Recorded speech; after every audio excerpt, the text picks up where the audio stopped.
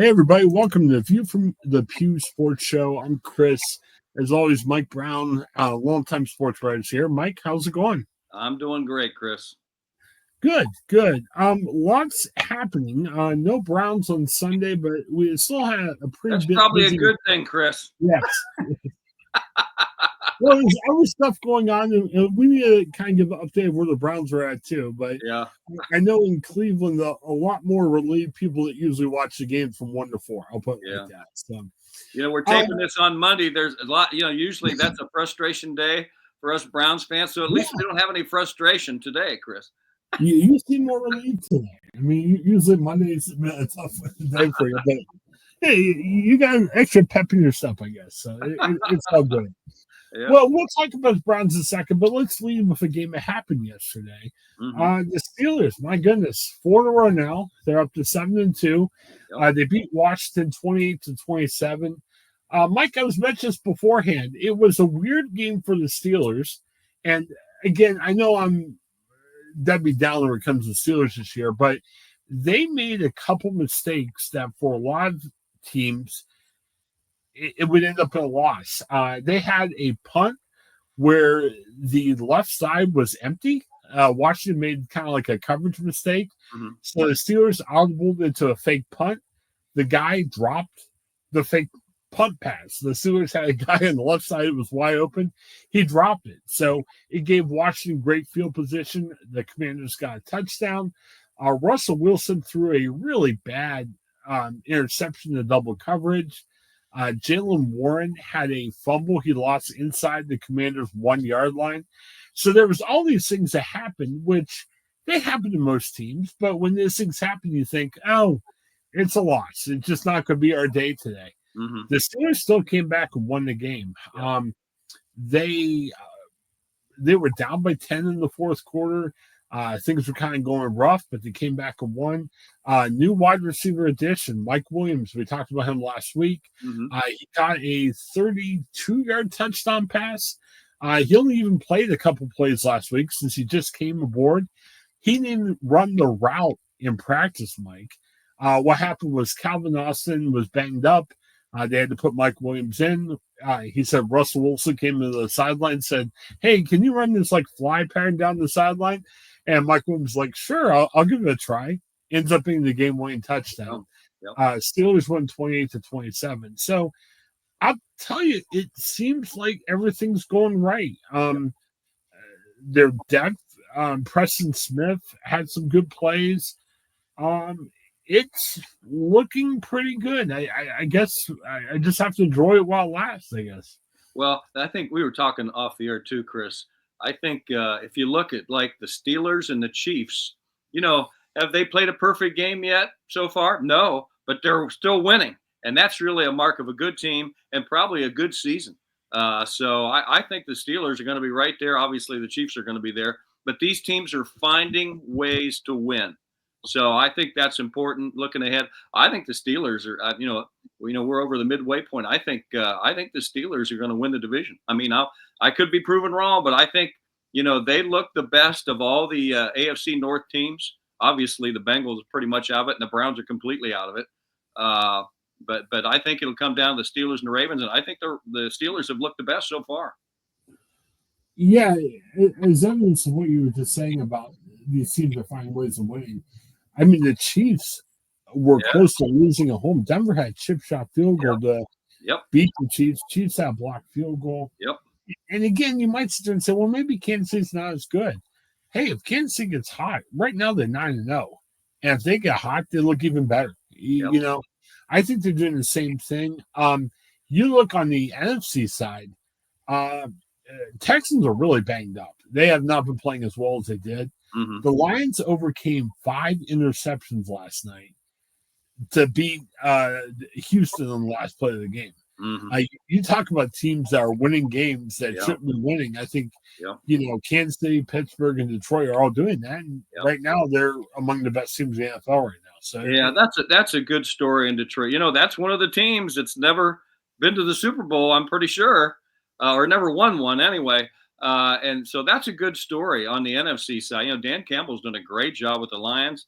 John Dorsey's done a good job He left the Browns 5 years ago, and look how he's turned the Lions around. So that's a good story in Detroit. Yeah, back to the Steelers. I think depth has been a really key for them. Mm-hmm. They got a lot of guys back from injuries. Now, sadly, Dante Jackson, their second quarterback, he got hurt. He might miss some time. Alex Highsmith lost the game in crutches. He was trying to avoid Jaden Daniels. The avoid getting called for a late hit. He did something to his ankle. Hopefully he didn't tear it or anything, but he left the game in crutches, which is tough. But to the way the Steelers have managed their team, Preston Smith, they got him for a 7th-round draft pick. He came in to replace Highsmith, made a couple really big plays at the end of the game, too. So, again, these injuries happen. These injuries stink. The Steelers this year seem to have guys that are able to come in and play well where they didn't have it in the past, and that's really helped them out, too. Yeah, I agree. And as anybody goes through an NFL season, attrition and injuries is so important. And the teams that have better depth, and it looks like the Steelers have some at quite a few positions, will really pay dividends for them. Yeah, Mike Williams, again, getting used to a new team. He wasn't expected to play that much. Mm-hmm. The thing I like about Mike Williams, like I said, I'm not blown away by him saying he's the best receiver of all time or anything. I think the Steelers need another body in that room that can make plays. Yeah, you can make argument. Is he their second best receiver? I don't know. He may be, he may not be. Mm-hmm. But they just need another quality receiver, a receiver who could go out and make plays. Right. And he definitely proved that. Again, he had maybe 5 snaps, 1 target, 1 catch. It's too early to think he's an all-pro guy, but he really came through when he needed to from yesterday. Absolutely. And like I said, I would think you look at around the league, just past the midway point, I would think the Steelers have to get one of the teams that gets really high marks at this point in the season. I'm really curious. And again, this is one game. We're still middle of the year. Yeah. Technically, the Steelers lead the division by half a game. So, win or loss, they're still okay. But, man, next week, Ravens come to Pittsburgh. Yeah. It's interesting. Ravens have a really good offense. But the funny thing about it is the Steelers have won 7 of their last 8 games against the Ravens. Yeah. Ravens have had some good teams recently. The Steelers have had not so good teams. But the Steelers have always played them well. They played Lamar Jackson well. Yeah. Even Derrick Henry with Tennessee, they've always played him well too. So I've got a decent feeling about this game. It should be really interesting. I think it's going to be a really competitive, close game. But I think the Steelers should be the favorite, especially with it being at home. Yeah, and the Steelers are tough. Steelers are tough out anywhere, but especially at home, especially in marquee games. I'd like to look up, over the past 10 years, how they do they do very well in the marquee games. In the big games, they come through. Yeah, it's funny. This is their first division game of the year, which is isn't that something? Here, that's amazing that all these division games are going to be in the second half of the season for the most part. Yeah, they play Baltimore next, then they come back with a trip to Cleveland on a Thursday night. I hate these Thursday night games. Yeah. And then they come back home, I believe, to play Cincinnati the week after that. Yeah. It's going to be interesting. On paper, Pittsburgh seems to be a much better team than Cleveland. I'll tell you, especially if they get by Baltimore, that Cleveland could be a trap game just because it's like 3 or 4 days after a big win over Baltimore. So interesting to see how the Steelers do against the Ravens. And again, interesting to see how they're going into a really weird trap game. We're playing the Browns right after the Ravens. So. Well, I'll be anxious to see how the Browns respond after the bye week. Whether you'll know soon after when they play their first and second game after the bye. If those guys are still, if they're still bought into the season, or if they're thinking about next season, you can tell by their play. So we'll get our answer in the next 1 or 2 games after the break. Yeah, and speaking of the Browns, they come back. I think they go on the road to New Orleans. The Saints are a weird team. The first 2 games of the year, they scored 40 points in both games. Yeah. You thought they might be the sleeper team, but then they lost their next 7. Yeah. But How they doing Sunday?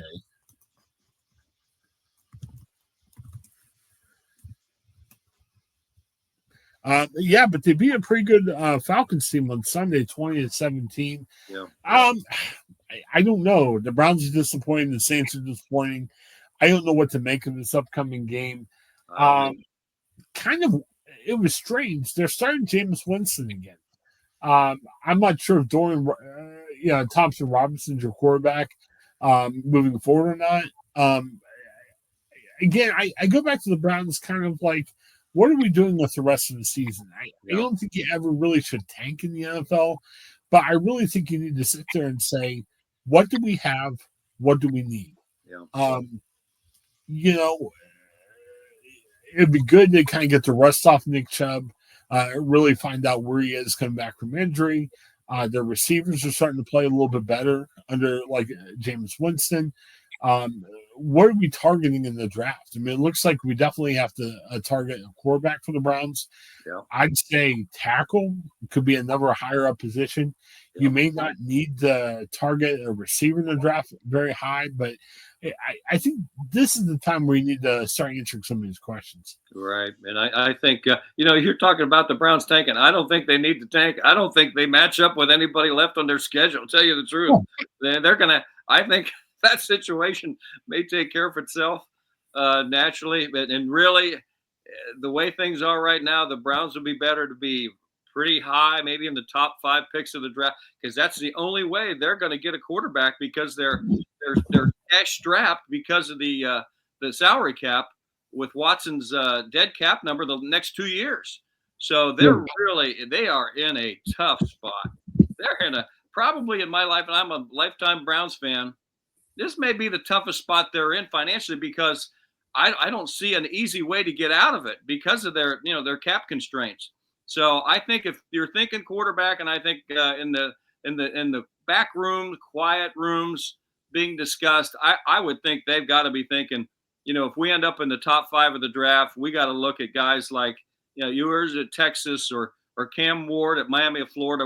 If they one of those guys that might go in the top 5, top 10 of the draft. So we'll see, but boy, they're in a tough spot, Chris.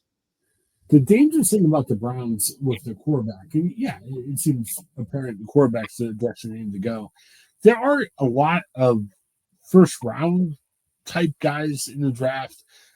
People were even making an argument for Shedeur Sanders out of Colorado and some other places like that. Mm-hmm. There are guys that I think could become really good pros. There's not that one and only guy running away with everything. So the Browns got to be careful. You got to pick a quarterback, but hopefully they can pick the right one. Well, you know what? With their history, that's probably not a good thing, Chris. Yeah. But we'll see. You'd think the law of averages would work to their advantage sometime. Yeah. So I guess we, as a Browns fan, we have to hope for that. It's like, man, it's amazing. That just has been a carousel of quarterbacks. Yeah, there are a couple of guys that can make the argument that could be pretty well. I don't think there's that far and away, like, can't miss type guy. Yeah, right. That's what I hear nationally, that, it's not an overwhelming year for quarterbacks in the draft. But you never know. You could have these guys that, come. I look at Dan Marino and those guys, they had pretty good careers and were drafted lower and had tremendous careers. So who knows? Well, this could be a year like 84. I think it was 84 when Marino came out. Yeah. There were a lot of, I've heard like 8 to 10 quarterbacks that are draftable in the first round. Yeah. And in the NFL, these quarterbacks always go high if they're good or not. Right. Oh, yeah. You got to have a quarterback. Yeah. So I'm kind of wondering if it's one of those years. And I remember just seeing a documentary about the 84 draft. There were guys, Marino may have been the best. Well, Marino and Elway were the best that year.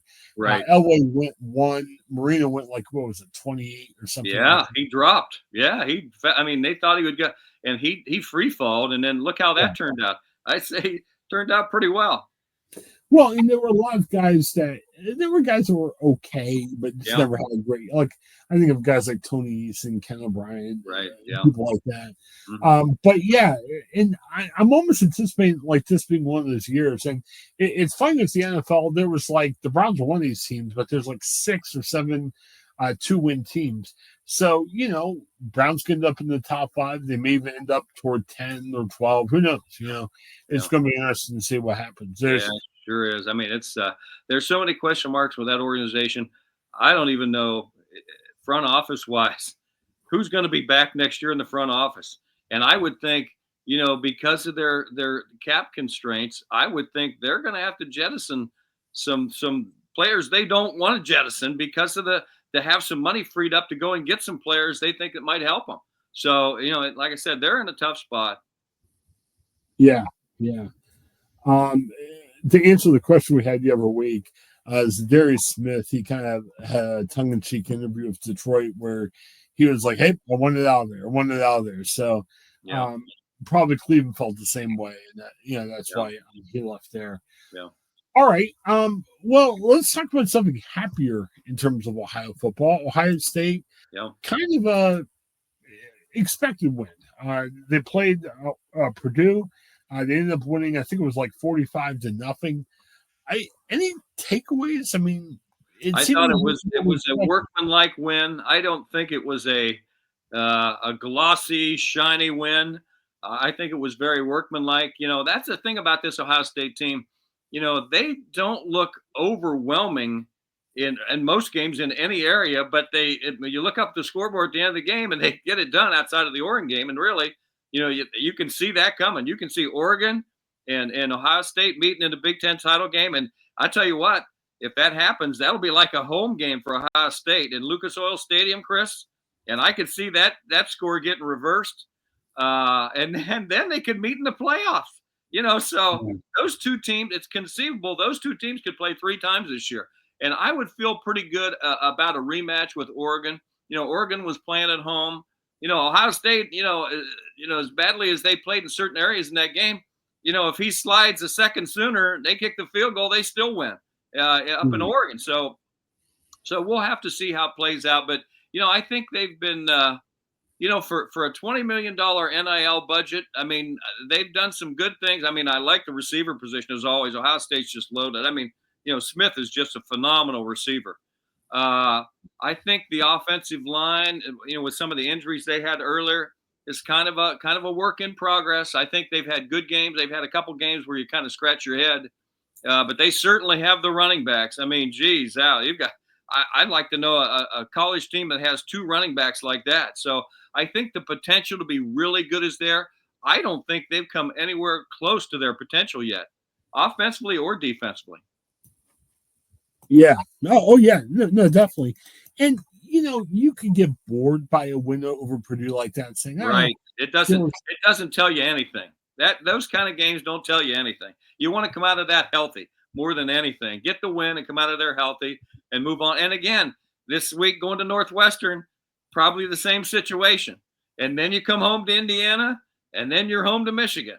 So, and I realize Michigan's down this year, but that's still Michigan, and I think that's been a psychological thing the last few years. So, luckily they have them in the horseshoe. So, they got to take care of business here. Down, he always talks about winning games in November, and I think that's never more true than this year for Ryan Day. And the pressure's on Day too. He's lost those 3 straight to Michigan. He's beaten almost everybody else, but lost those 3 straight to Michigan. And in Columbus, Ohio, that doesn't fly. So they got to take care of business. They will be a heavy favorite against Michigan, but still, you got to go out and do it. Yeah, definitely. Yeah, and I'm thinking, well, a couple random thoughts about this. I don't understand for life of me. Hey, if we were in Chicago this weekend, I'd say, Mike, let's go to the Ohio State game. It would be fun to see Ohio State play at Wrigley. I've done that before. I've gone to Northwestern. Watch an Ohio State Northwestern game. Yep. Yeah, but I guess what I'm saying is you probably saw it at their regular stadium, right? You didn't see it regularly, did you? It was a regular season game. Yeah. Many years ago. Yep. Okay. They played at old Dyke Stadium, but they're playing I believe at Wrigley Field this year. Yeah, which is fun. I don't know. I mean, heck, I'd always like to go to Wrigley. So if I was there, I guess we need to walk in the that's true. stadium. Would that make it more interesting on TV? I'm wondering. I It don't know. might. Okay. Yeah, it might. It's and again, you figure Columbus to Chicago, that's not that. And again, that's like the Big Ten title game to Indianapolis, not that far of a drive. So I bet that'll be like, and with Northwestern struggling this year, I'm sure those Ohio State fans will travel well and they'll buy up a lot of those tickets. So that'll probably be like a home game, even though it's in Chicago. Well, even with Northwestern struggling, I'm assuming this ticket's going to be hard to find because those tickets will go for a lot of money. Chris, I got to tell you, the year I went to see an Ohio State Northwestern game, again, this was probably, I don't know, 30 years ago.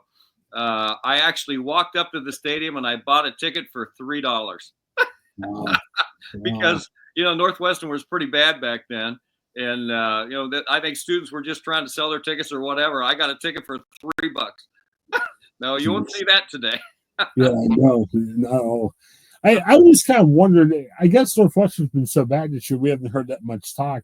Yeah. They were playing at a temporary place for most of their regular games. Right. I kind of wonder how those games went. They were saying it's like right off the lake, and I guess if it gets cold, the weather might get bad. But for games like Ohio State, they decide to put it in Wrigley so we get more attendance and stuff like that. So it would be interesting. I had a question. I did a little bit of research about this. Jeremiah Smith. Okay, I get it, and I think overall it's a good thing that NFL players can't leave until after their junior years. Yeah. But if you think about it, he's a freshman this year, so he's got like 2 more years before he gets drafted. Yeah. Do you remember, again, different era, pre-NIL, different rules and everything else? I remember reading about Larry Bird. And at that time, and partly it was because I think Bird enrolled at another school before he went to Indiana State. Mm-hmm. There was some weird rule about it. But he could literally get drafted early before he was eligible. So if you remember, the Celtics drafted him. I'm looking at the draft order now. They drafted him 6th in the 79 draft. Yeah. He wasn't eligible to play for the Celtics for another year. I say that. Do you think the NFL could ever do something like that? So if I'm an NFL team, okay, I'm sitting here in the draft, I'm like, all right, I can't get Jeremiah Smith for 2 years. Yeah. But man, if I could get the rights to Jeremiah Smith, is that worth a draft pick? Would that make the NFL more interesting, or is that kind of silly talk? I think from a GM standpoint, that'd be a tough thing to sell to the fans, because especially if you're a team that needs to get better quickly and you need to keep your job as a GM, I don't think you could afford to wait a couple years on a guy. But I like the idea, Chris. To answer your question, probably not. I wonder if it's a thing like a smart team that traditionally does well, like the Chiefs could do. Where you're like, right, there's a team that could, right. Well, I'm sure the NFL would step in the first time something like that happens, and they would create a new rule where they would close that loophole. Right. Well, now there's not the loophole. I mean, Jeremiah Smith won't be eligible to be drafted until his junior year. Boy, he's a good one. Oh my goodness. Yeah. Well, I kind of wonder about that, because you look at the other Ohio State receiver in the league right now, and Arizona hasn't had a bad year, but you kind of wonder and say, man, would have been neat to see Marvin Harrison on a better team. Arizona's okay, but I don't know. That's the trouble. When you're really good, chances are you're going to end up with a bad NFL team, at least for a few years. Right. When you're really good in college, you're going to be drafted high, and you're probably going to end up on a bad team for a while. Well, if we ever have a summer day when there's not much to talk about, I'll have to write down my 10 or 20 ideas to improve sports. Nobody else will like them. I think maybe just my fun things I would do, which would be good. So, all right. What else do we have going on? Sometimes it's hard to talk about the Cavs because we do this once a week. Yeah. But my goodness, we should start talking about the Cavs. Yeah. They're 11-0. Yep. And they've been beating up teams really well right now. Yeah. We talked about this beforehand. Yeah. We thought at the end of last year there was going to be all these changes and trades, all this other stuff that might happen. They pretty much reinvested in their current team.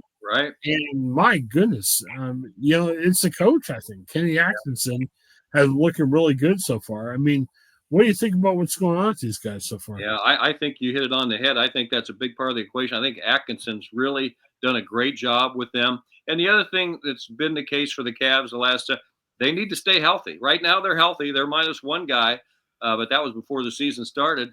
And I think they'll get him back in about a month or so. But, you look at their front five, or, man, you put them out on the floor, they're about as good as anybody. Now, when it gets to me, if you have injuries and the depth enters into the equation, then that's a different story. But, man, their first five are really good.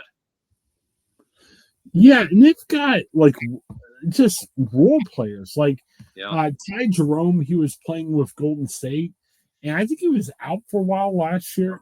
He's healthy this year, and he's putting up huge numbers in limited time. Yep. I mean, they're just deep. They are. Really, and Darius Garland has had a good start to the season, too, and I think that's a key for them. Yeah, definitely. So it's going to be interesting. And again, we're still really early in the year, 11 games in. Yeah. But, man, and Boston, I think, is still kind of the top team you got to get to. I would agree with that. Yep. Man, yep. I was out of the event on Friday, and I remembered to think, man, the Cavs are playing the Warriors, and the Warriors have a really great start. They were up on the Warriors at and the Cavs destroyed them. Yeah. That opened a lot of eyes, I think, that game. Now, part of that was Golden State beat Boston the day before. Sometimes it's that second day. Back to back, yep. But, man, losing by 40? I mean, that's, you can sit there and say, oh, maybe they'll lose the game or something. But, man, be a team like that, being up on 40 at halftime was just really eye-opening. Yeah. So. Well, as a long-suffering Cleveland fan, it's good to have a team that's doing well and you can root for. Yeah, maybe the Browns could take a little bit, from what the Cavs are doing. Yeah, maybe. I did mention this before. I wanted to mention this real quick. Free agency doesn't start for a while for the Guardians and Pirates. We've talked a little bit about the Guardians. Do you still think the Guardians could be equipped to do something? Well, they're never going to be big players. With the current ownership group, I think they're in the lower fourth as far as payroll. So I don't think that's ever going to happen. But it would be nice to see them take a little bit of that money because they drew well last year, and that's always been the contention. Well, if we draw well and more fans will have more money to work with, well, we'll see how that works out. I hope they back those statements up and go out and fill in some pieces that they need. Obviously, they hit 238 as a team last. That was amazing what they did when you think about it. For a team that hit 238, they won their division. I mean, that's incredible how they pulled that off. And hopefully, some of their pitching will be a little healthier this year. But I think they need to go out and get a couple more sticks that, consistent guys that hit maybe 280 or up from that. They don't have a whole lot of guys who hit for average. They have a lot of home run guys, but not a whole lot of guys who hit for a high average. And I think they could use that. I think that would help that team immensely. Well, with the Guardians, I can't imagine them saying, okay, we're going to double our payroll or anything. But maybe it's the way they use their pay. I heard something. I know Josh Naylor's a popular guy. The Guardians have developed some guys on behind him at first base. Yeah. So what you might do is you might just shuffle some salaries around. Yeah. You might say, hey, we have to get rid of this guy because this guy has a salary. We have a guy coming up behind him that could do well. Maybe that's how they can add some. But by doing that, you may get rid of a guy that was popular year before. I mean, I think that's really the only thing they could do without paying a lot more money. Well, and the Guardians have always done a great job with developing pitching, and I think that'll continue. I think it comes down to offense. They need to find a couple more consistent sticks. If they can do that, and then maybe augment the pitching a little bit, that's not a real major worry, I don't think. But you need to find a couple nice sticks, 280 and up batting average, good base-to-base hitters. I think that would help that organization. And I'll tell you what, they need to, because you look at that division is going to be good for a long time to come. The Royals are good. The Tigers are young and good. I mean, that's going to be woo. So to stay ahead of the curve, I think they're going to have to be proactive here. By their standards, I mean, they're not going to be wheelers and dealers. They're not the Yankees or the Dodgers. They don't have that kind of payroll. but I hope they go out and fill a couple positions. I think the fans deserve. The fans have been wonderful. They drew over 2 million last year, so I hope the front office reciprocates there and goes out and gets some good sticks or whatever they need that they feel that's going to help them the most. Well, and the other local team, and I guess we could talk about, the Reds seem to be poised to make a move. They get Terry Francona, who seems to win wherever he goes. But the team we talked about more here, like the Pittsburgh Pirates, and this is, and again, we know the Pirates don't traditionally spend money. So, again, a little ridiculous to say that, but the Pirates are at a spot. You've got Paul Skeens. He's a rookie. Yeah. It's a rookie contract. I'm not sure his contract's over, but it's not their window. Yep. But the window's small. Yep. And their offense was terrible last year. They've got a couple young guys they're hoping could develop. Yeah. But, man, just picking up one guy, you know what I mean? Like, you don't have to, wake up thinking you're the Yankees and, pay off, Soto and Aaron Judge and stuff like that. Yep. But just get a hitter. Like, I'm thinking the Lance Thomas that the Guardians got halfway during the year. Yeah. He's definitely not that sexy, super high expensive type player, but getting a solid guy like that could really help a team like the Pirates. Right. The Pirates are kind of like the Guardians. They're in that lower fourth of the payroll, and they've got it. When they make a move like that, you've got to hit a home run per se, because you got to get the biggest bang for your buck. You can't miss on too many of those when you're a small market franchise. So, hopefully the Pirates will address some things in the offseason like the Guardians. Well, and here's the other thing, too. I know we're here more to talk about how the teams do on the field. But, okay, for the Pirates and Guardians, you got to sell more tickets. Well, especially for the Pirates with Paul Skeens. Paul Skeens is a hot name, nationally. Paul Skeens will sell you some tickets. So now the irons are hot. Can you develop something around them? Can you get that one guy to hopefully make things better? Mm-hmm. The other thing too, and I'm thinking about this now, so let me ask you this now, because I keep forgetting to ask you this in the past. Pet peeve I have with baseball. I come from the old 90s, 2000 era, where if you had that stud pitcher, he's pitching at least 7-8 innings a game. Yeah. So, like, I think back to one of the studs of my youth was like a Randy Johnson. Yeah. He would pitch a ton. We don't see that today in baseball. No. So I'm wondering, like a guy like Paul Skeens, okay, maybe he gets like 30 starts a year, but if you're pitching like 6 innings a game, how much is that really helping your team? Right. I kind of wonder, and this might be crazy, like my other idea to have draft guys early in the football draft. Yeah. Wouldn't Paul Skeens make sense as a closer? Like, I don't understand why in today's baseball, when you only pitch this guy 6 innings, wouldn't that guy mean more for a team if you make that into your – like, I think back to the old Andrew Miller guy for the old Indians, where, not just in the 9th inning, but could come in like the 8th inning, get you out of jam and win games. Couldn't he win more games for the team that way? Maybe I'm off here, but I've been thinking about that recently. That's a good point, Greg. Well, situational baseball is here to stay. We're not going back. I agree with you. I miss the old day. I remember when Wilbur Wood for the old Chicago White Sox pitched both ends of a doubleheader and won.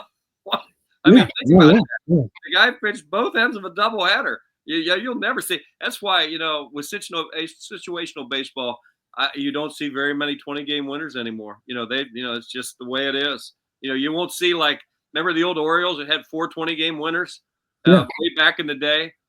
Won't see that again. It's just the way it is. Well, I guess I wonder with that thought, why don't you take a Paul Skeens and make him into your closing guy, and then that way, say Skeens could have 50, 55 saves, which you could win more games that way than if he has 30, 35 starts at 5, 6 innings of start. Like, I just don't, with the new wave of baseball, I'm not sure why baseball's not thinking about that stuff a little bit differently than it's done. Your guess is as good as mine, Chris. Although, you know what, you got to be good enough to get to that point where the closer makes a difference too. You got to have a lead. Yeah, that's true. That's true. So I don't know. And again, that's why I'm a journalist, PR guy, not a GM for a baseball team. So, all right. Well, Mike, anything else happening sports wise that we should pay attention No, I'll to? be anxious to see how the Cleveland Dome Stadium situation works out when it all shakes out. And it's going to be a little while because already, so-and-so is threatening a lawsuit here and there. I'll be anxious to see how that all shakes out. I'd love to see Cleveland get a dome, but, I don't know if I'm in the minority on that one, but that sure is a beautiful play. Now I see the city of Cleveland came up with a rendering of a dome stadium at the Burke Lakefront site. So, if it would, I just don't know. I think that, and again, this is me speaking out of turn here. I don't know if there's enough room there. I'm sure the Haslam's would have considered that, but I think they're kind of landlocked there, up against the lake at Burke Lakefront, and where at the Brook Park facility, they can develop that all around that facility and have a lot spacious parking and a lot of commercial development, things like that. So I'll be anxious to see how that plays out. I really will. I think it's going to be it's going to be interesting to see how it plays out because I can't tell you which way it's going to go. I think you just have whatever sport it is. I think you've got to look at what can give you the most events. Now, I know, the baseball stadium downtown's open air and everything, but you've got 80 home games a year when it comes to baseball. Right. Football, you just don't have that. So the advantage of a dome stadium isn't just for your 8 to 10 NFL games. Right. You look at what's happening in Indianapolis. I mean, they just hosted Taylor Swift for concerts of the weekend, and it doesn't matter if you're in the Taylor Swift. They host a Big Ten title game every year because they're the only dome really that close in the Midwest. Now, if Cleveland would build a dome, who knows down the road? I'm sure they would get to host a Super Bowl down the road. That might be the only way us Browns fans would ever see a Super Bowl. Might not be our team in it, but we get to go to a Super Bowl. You could get the Big Ten title game. You could have all kind of concerts, things. I mean, it opens up all kind of ideas, and I really like that forward thinking in that regard, because they're landlocked right now with the current stadium. Or if that dome, if they would take a look at that dome stadium at Burke Lakefront, they're just landlocked. I mean, there's not as much development land there where there would be at Brook Park. So who knows how it all shakes out with lawsuits here and all that stuff, or threatening lawsuits here and there. So, I'll be anxious to see. I mean, I just hope that they don't get the Haslam so upset that they say, well, you know what, maybe we'll consider somewhere else. I hope that would never be the case. So we'll see.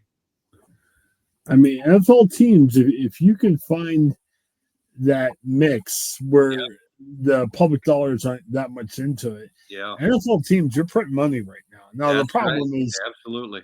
I remember saying way back in the day, the Cleveland Browns will never leave Cleveland. Well, how'd that work out? We lost the team for quite a while, and then basically got an expansion team back, and just can't seem to find its way outside of a season or two. So, we'll see. You're following this a little bit closer. When this thing eventually gets decided. So, I mean, you're a couple years away from whatever they build, right? Over in the west side of town. Mm-hmm. If that's, assuming that's what happens, I think that's what's going to happen. Yeah. When do Cleveland still make more money for the Browns if they play a couple lame duck years downtown, right? I don't think Cleveland's just going to kick them out. That's a good question. I honestly cannot answer that. I don't know. I'm not sure when that lease runs. I think it runs through. Is it 28 or 29? I might be misspeaking there, but they've got to get an idea because it's going to take time to build a new facility. No matter either redoing the current one, which seems like that's I think that's kind of gone out the window right now, or building one at Burke Lakefront or building one at Brook Park. That's going to take several years. So, they need to get moving. I would think in the next year or so, they need to have a concrete plan which way they're moving with this. Okay. So it would cost the city even more money if the city just said, hey, you're leaving, so get out before the lease is done. They would lose I'm sure they'd lose a lot of tax revenue. So, I mean, Brook Park probably like that, but I'm not so sure the city of Cleveland would. Well, there was a crazy story, and this is like a year ago. I think we talked about this. the original thought was, hey, let's rehab the current stadium into a dome. Yeah. Well, if they did that, there was some talk saying the Browns may have to move elsewhere for a couple of years because where do you play when you rehab a new stadium? Right. And there was some talk saying, hey, maybe to play out of Columbus for a couple of years. Yeah. Now, it doesn't seem like that's what they're going based on, the Brook Park announcement and everything else. I kind of wonder if things go completely south, if the Haslam just say, all right, we'll play down the Crew Stadium for a couple of years. I don't know. Remains to be seen, but it's going to be interesting to see all the way it plays out in the power who wins the power struggle, because that's what it is. It's like, who's going to blink first here, who's going to give in. So hopefully they can come to some agreement that'll keep most of the people happy, although I don't know if that's ever the case, but hopefully we can wish for that anyway. I want to mention this really, really quick. Out of courtesy of the Mahoney Matters, and I still consult with them. I'm planning on doing some freelance work starting in January. But since I don't technically do a lot with them right now, I don't want to take up a lot of time by breaking down high school football. But is there one thing high school football related in our region that we should look for this weekend? I just think Youngstown, Ursuline in Division III and South Range in Division V, I think we're going to have some teams that are going to go a long way in the playoffs. These are really good teams. I was doing some research this morning. I could see Ursuline and Columbus Watterson meeting down. I think those are the two best teams in Division III, although Toledo Central Catholic's really good too. And then South Range and D5, South Range and Ironton are really good. Milan Edison is another team in there. I mean, there's some, but I think we've got a couple teams that have a chance to challenge for the big prize come December, Chris. I'll be anxious to see how it plays out, but that's really encouraging when I look at them and their results and how they're doing so far through the first 2 weeks of the playoffs. Man, they have just been rock solid. Yeah, Austintown Fitch is still in, but they got Walsh Jesuit, so yep. That's going to be tough. Fitch is still in. Warren JFK is still in. I think there's 6 teams from the greater Mahoning Valley. Springfield is still in that are still alive in the postseason. So, all the best to them this weekend. And like I said, I think of all those, though, Ursuline and South Range, ooh, man, they look really, really good. Very interesting. All right. Well, hey, thank you, Mike. Lots to talk about, but I think we got through it all. For Mike, this is Chris. Thanks for checking us out. Have a great day.